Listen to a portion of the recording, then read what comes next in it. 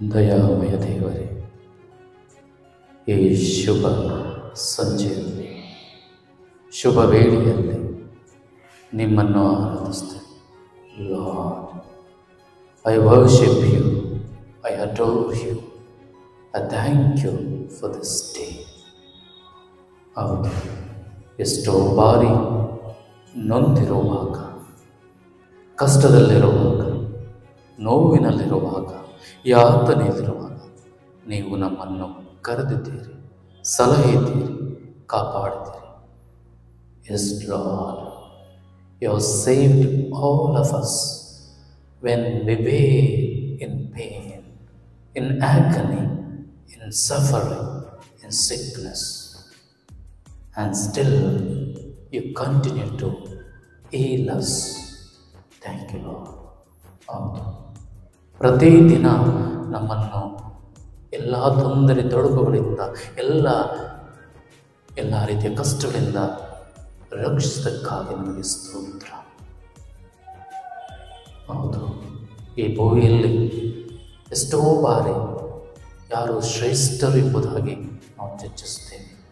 Many times we discuss among ourselves, who is the greatest?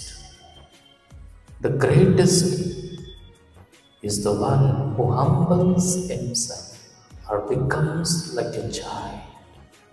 ಹೌದು, ಶ್ರೇಷ್ಠ ಮನುಷ್ಯನೆನಿಸಿದರೆ ಅದು ಮಗು ಮಾತ್ರ. ಏಕೆಂದರೆ ಮಗುವಿಗೆ ಗರ್ವವಿಲ್ಲ, ಅಹಂಕಾರವಿಲ್ಲ, ಅಹಂ ಇಲ್ಲ, ನಾನು ನನ್ನದೆನ್ನುವುದಿಲ್ಲ. S,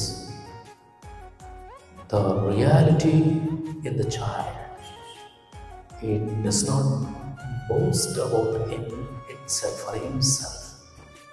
No egoistic character and no selfishness, no selfish attitude, no attitudes at all. ಹೌದು, ಅದಕ್ಕೆ ಯಾವುದೇ ರೀತಿಯ ನಾನು ನನ್ನದು, ನಾನೇ ಮಾಡಿದ್ದು, ಎಲ್ಲವೂ ನನ್ನದೇ ಎಂಬ ಆ ಒಂದು ವಿಶೇಷವಾಗಿ ನಡತೆ ಇರುವುದಿಲ್ಲ.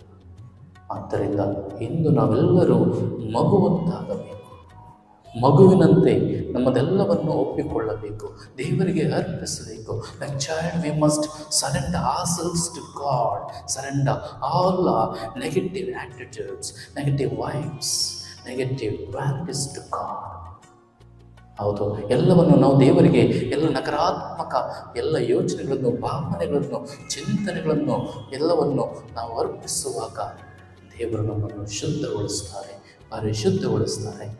S, when we surrender everything, lord wipes away all the negative vibes and he makes us pure. ಆದ್ದರಿಂದ ಇಂದು ನಾವು ಪರಿಶುದ್ಧರಾಗಬೇಕು.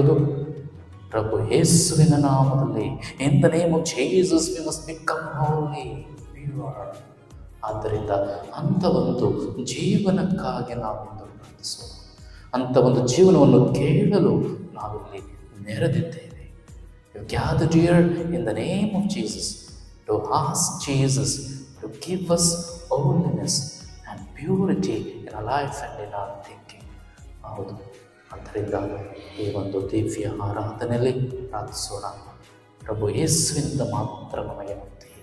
It is only in the name of Jesus we have salvation. ಅದಕ್ಕಾಗಿ ಪ್ರಾರ್ಥಿಸೋಣ. ಆಮೆನ್. ದಯಾಮಯ ದೇವರೇ, ನಿಮ್ಮ ಅದ್ಭುತವಾದ ಸಂಸ್ಕಾರ ಮರಣದ ಸ್ಮಾರಕವಾಗಿ ಮೆಟ್ಟಿದೆ.